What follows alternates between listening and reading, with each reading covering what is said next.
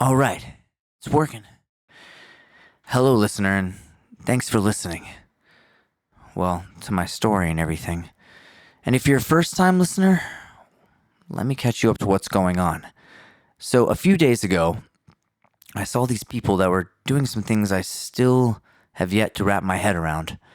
And they were really surprised when they saw me or noticed that I was watching. So they booked it and ran, and next thing I know, they disappeared. But as I looked to the ground, one of the kids dropped a book. It seems to be some fairy tale book that parents tell their kids when they're younger. It's all about wizards and magic and witches and this and that. Funny names of muggles and hopping pots and a guy called Albus Dumbledore. Anyways, I'm just recording this so that in case they do find me, at least I have it on record. Well, here I go rambling again. All the kids in the home used to say I'd do that. So, let's get started with this story. And again, thanks for listening. The Fountain of Fair Fortune. High on a hill, in an enchanted garden, enclosed by tall walls and protected by strong magic, flowed the Fountain of Fair Fortune. Once a year, between the hours of sunrise and sunset, on the longest day, a single unfortunate was given the chance to fight their way to the fountain, bathe in its waters, and receive fair fortune forevermore. On the appointed day, hundreds of people traveled from all over the kingdom to reach the garden walls before dawn. Male and female, rich and poor, young and old, of magical means and without, they gathered in the darkness, each hoping that they would be the one to gain entrance to the garden. They gathered in darkness, each hoping that they would be the one to gain entrance into the garden.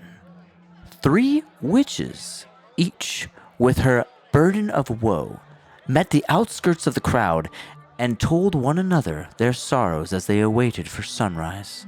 The first, by name Asha, was sick of a malady no healer could cure. She hoped the fountain would banish her symptoms and grant her a long and happy life. The second, by the name Altheta, had been robbed from her home, her gold and her wand by an evil sorcerer. She hoped the fountain might relieve her of her powerlessness and poverty.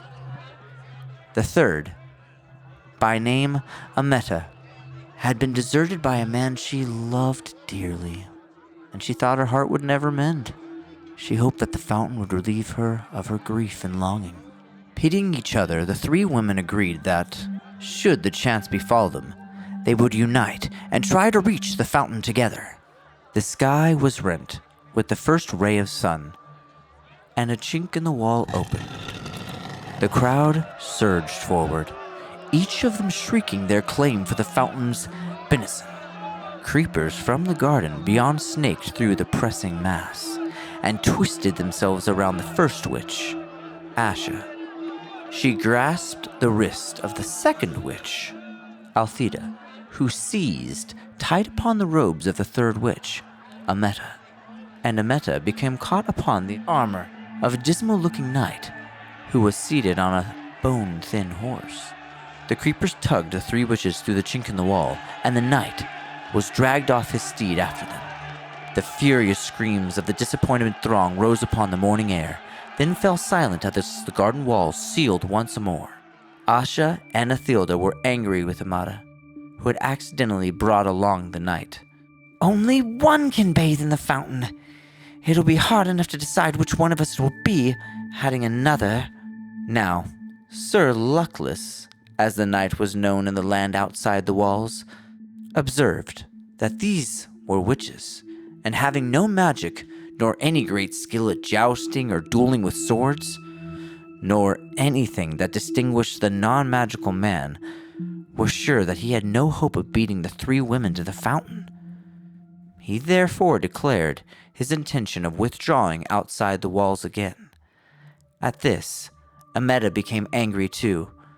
"Faint heart," she chided. "Draw your sword, knight, and help us reach our goal." And so, the 3 witches and the forlorn knight ventured forth into the enchanted garden, where rare herbs, fruit, and flowers grew in abundance on either side of the sunlit paths. They met no obstacle until they reached the foot of the hill on which the fountain stood. There, however, wrapped around the base of the hill, was a monstrous white worm, bloated and blind. At their approach, it turned a foul face upon them and uttered the following words: "Pay me the proof of your pain." Sir Lucness drew his sword and attempted to kill the beast, but his blade snapped. Then Altheta cast rocks at the worm, while Asha and Amida essayed every spell that might subdue or entrance it. But the power of their wands was no more effective than their friend's stone or their knight's steel. The worm would not let them pass. The sun rose higher and higher in the sky. Asha, despairing, began to weep. Then the great worm placed its face upon hers and drank the tears from her cheeks. With its thirst assuaged, the worm slithered aside and vanished into a hole in the ground. Rejoicing at the worm's disappearance, the 3 witches and the knight began to climb the hill, sure that they would reach the fountain before noon. Halfway up the steep slope, however, they came across words cut into the ground before them. "Pay me the fruit of your labors." Sir Luckless took out his only coin and placed it upon the grassy hillside, but it rolled away and was lost. The 3 witches and the knight continued to climb, and though they walked for hours more, they advanced not a step. The summit came no nearer, and the still inscription lay on the earth before them. All were discouraged as the sun rose over their heads and began to sink towards the far horizon. But Althea walked faster and harder than any of them and exhorted the others to follow her example, though she moved no further up the enchanted hill. "Courage, friends, and do not yield," she cried, wiping the sweat off her brow as the drops fell glittering on the earth. The inscription blocking their path vanished, and they found that they were able to move upwards once more. Delighted by the removal of this second obstacle, they hurried towards the summit as fast as they could, until at last they found the mountain, glittering like crystal in a bower of flowers and trees. Before they could reach it, however, they came to a stream that ran round the hilltop, barring their way. In the depths of the clear water lay a smooth stone bearing the words, "Pay me the treasure of your past."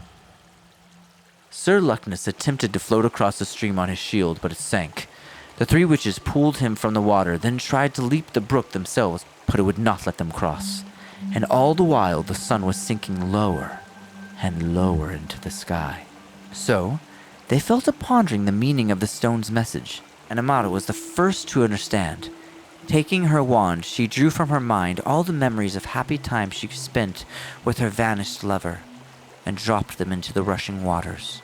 The stream swept them away, and stepping stones appeared, and the 3 witches and the knight were able to pass at last onto the summit of the hill.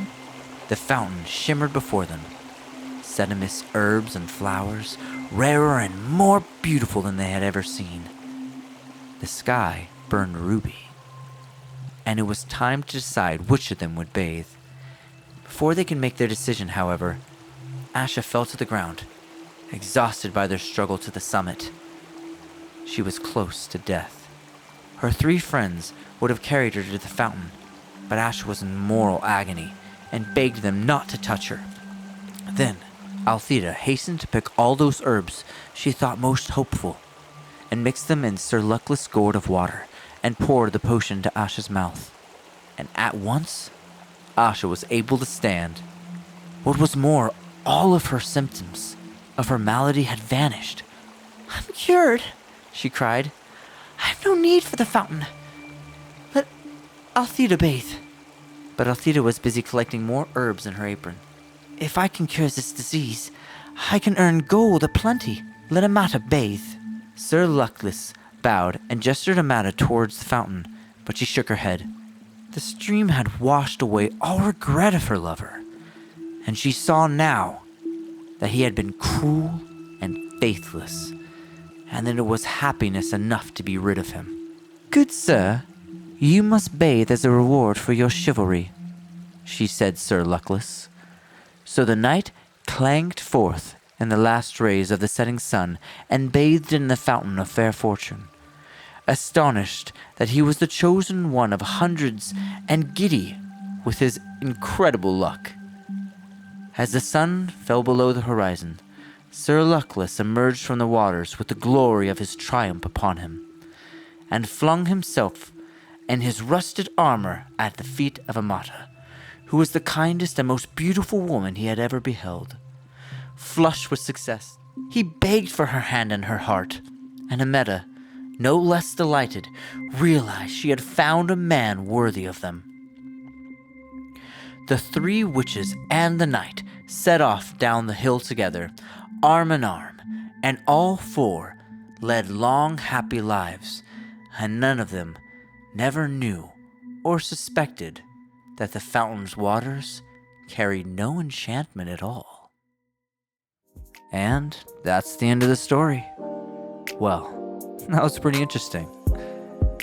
If any of you guys have your own fan artwork or any ideas, send them my way, and when I have a chance to look at my email, I'll definitely do so. I feel a lot safer, but I still feel like these guys are going to want this book back. If you continue listening to my story, awesome. Like and subscribe. Otherwise, stay safe, stay healthy, and as always, stay you.